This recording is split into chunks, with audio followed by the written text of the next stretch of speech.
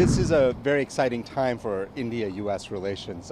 In this pandemic, you saw incredible world-changing, life-changing innovations coming out of indigenous work happening in India. India is not just the manufacturing hub of biotechnology, it is becoming the innovation hub of biotechnology. How the two countries have progressed when it comes to the health sector.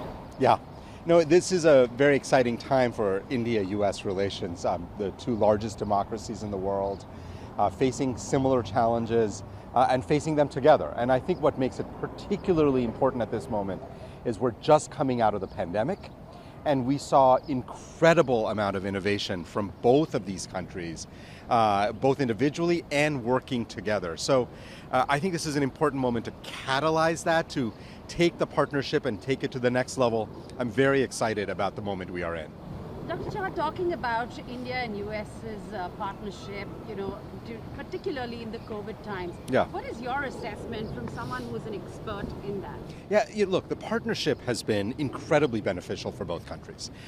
We saw partnerships around development of testing, on development of vaccines, on widespread availability of vaccines. There were and then of course all the knowledge sharing that happened. What's interesting to me is that in this pandemic we saw true partnership between countries, between the scientists, between governments, between private sector companies. We have never seen anything like this before.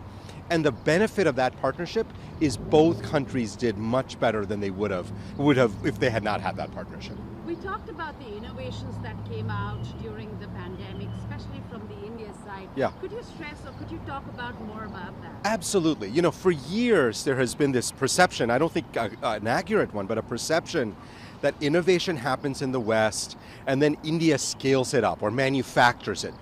The truth is, in this pandemic, you saw incredible world-changing, life-changing innovations coming out of indigenous work happening in India. I'm thinking about vaccines like Covaxin. I'm thinking about a whole new set of testing efforts that India developed that the world then actually was able to use. So India is not just the manufacturing hub of biotechnology, it is becoming the innovation hub of biotechnology. And given the strength of that in the US as well, there's a lot of opportunities for partnership here. Right. Talking about the partnerships going forward for future pandemics, how are the two countries, what are your suggestions? How can the two countries work together? Yeah, there is a lot of important work to do. So how do you prepare for pandemics? Well, first you need strong surveillance systems. India has developed them, America has been developing them. I think working together, sharing data, sharing information back and forth will not only help the two countries, it will make the world a safer place. I think that's one area around surveillance.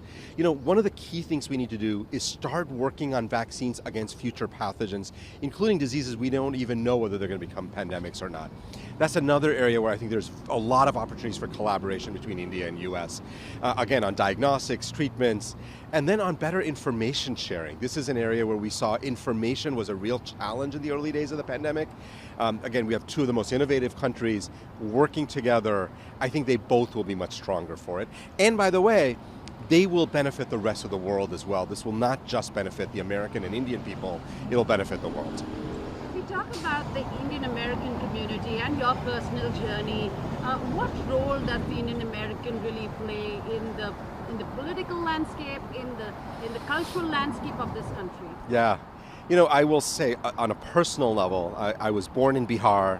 I lived there till I was almost 9. Came to the West speaking no English.